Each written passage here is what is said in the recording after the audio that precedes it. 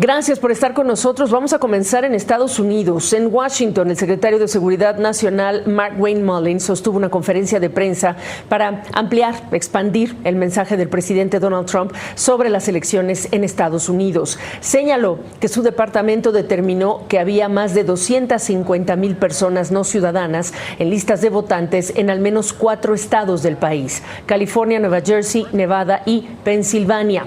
Mullin también sugirió que es posible que piratas informáticos accedan a sistemas de votación para alterar manualmente los votos, un alegato que la comunidad de inteligencia asegura nunca ha ocurrido, porque las máquinas de votación no están conectadas a Internet y se basan en papeletas impresas.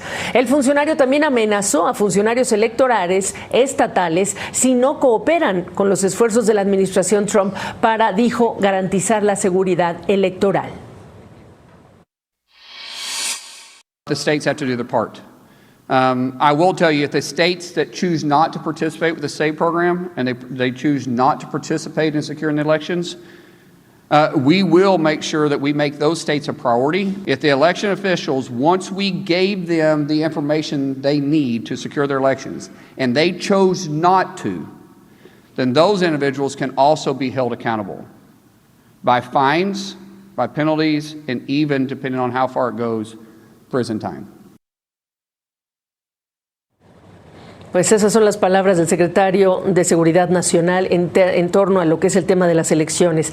Los demócratas acusaron al presidente Donald Trump de intentar socavar las elecciones intermedias de noviembre próximo usando teorías de la conspiración desmentidas ya por sus propias agencias de inteligencia, exigiendo además el presidente Trump que se apruebe su reforma a la ley electoral que cambiaría dramáticamente cómo votan los estadounidenses. Amplía ahora Yone Molinares. Perplejos quedaron muchos después del discurso del presidente Donald Trump este jueves, en el cual presentó evidencias, pero no necesariamente contundentes, sobre la queja del presidente de que las elecciones de 2020 fueron amañadas. Las evidencias que mostró tenían que ver más con seguridad electoral y no necesariamente con su queja de que el presidente fue el que ganó las elecciones de 2020. Mucha de la evidencia ya se había conocido. Así que la pregunta es ¿por qué en este momento? Y tiene que ver obviamente con las elecciones de final de año, las elecciones congresionales, donde potencialmente los republicanos pudieran perder las mayorías en Cámara y Senado. Eso completamente cambiaría la dinámica y el futuro de la presidencia, o lo que queda de la presidencia de Donald Trump.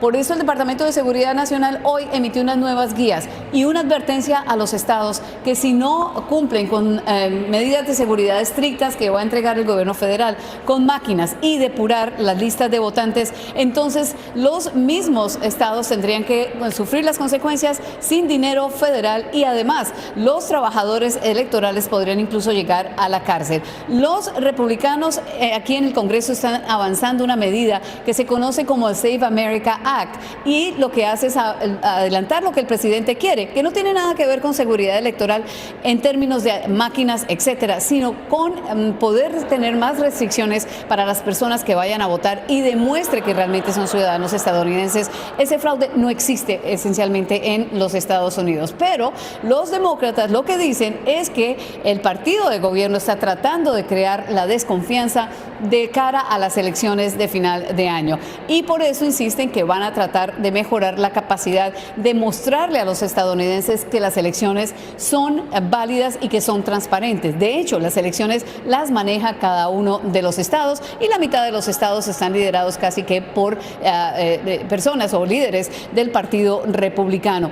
Pero habrá que ver qué pasa en los próximos días. En la Cámara es posible que pueda avanzar esta medida. En el Senado ya se le advirtió al presidente que no existen los votos. Vamos a ver qué pasa, porque los demócratas piensan que lo que está haciendo es peligroso, el presidente es muy peligroso para el futuro de la democracia en Estados Unidos.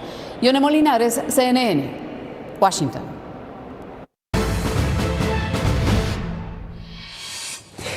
Faltan 109 días para esas elecciones intermedias de noviembre. Vamos a analizar pues todo lo que ha ocurrido en las últimas horas con el profesor de leyes José Gabilondo de la Universidad Internacional de la Florida. José, me da gusto saludarte. A ver, te pregunto qué ves en todo esto, pero por supuesto, una cosa es el mensaje del presidente Trump, otra cosa es el mensaje de hoy del secretario de Seguridad Nacional con advertencias de incluso riesgo de prisión para funcionarios estatales electorales. No es menor.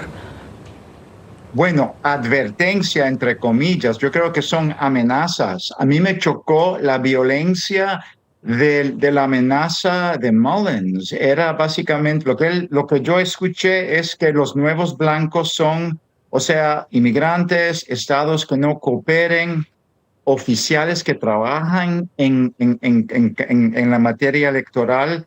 Fue chocante y yo creo que el mensaje claro era una amenaza y eso me sorprendió. Ahora, si es cierto que ellos han descubierto 250,000 personas que votan y que no son ciudadanos, esa es una acusación muy seria y se tiene que fundamentar. Y ojalá que los medios exijan esa responsabilidad mediática, o si no, igual esto va a ser otro caso de inmigrantes comiendo mascotas, algo que se dice para provocar y entonces se desaparece el tema. Después de hacer daño, porque es muy difícil refutar una sospecha. No, totalmente. Lo importante también aquí es, siembras un tipo de desconfianza, pero traes una solución y la solución es parte lo que dice el propio secretario de Seguridad Nacional. Por eso me parece importantísimo no solo el discurso de Trump y no solo el tema de las claves, de las vulnerabilidades, sino incluso la solución que ellos están planteando, que es la manera en la que ellos quieren que funcione ese sistema bajo amenaza si es que los estados no lo siguen, porque así lo dijo Mullins. Bueno, exactamente. Yo creo que hay que poner hay que ver los dos discursos juntos. Y lo que hizo Trump fue anunciar una crisis, un problema, una condición de deterioro nacional, pero él abrió la puerta para la solución concreta que ofreció Mullins.